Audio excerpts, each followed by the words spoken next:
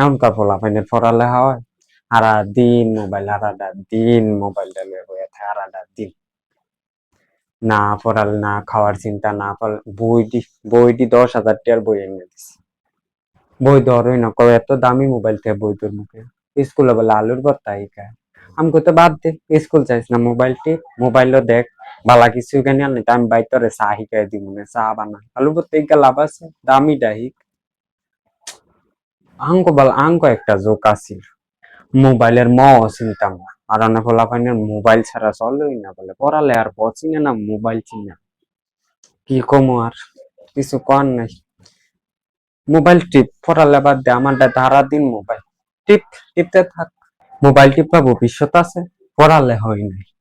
পড়ালে আর পাওয়া পারে না,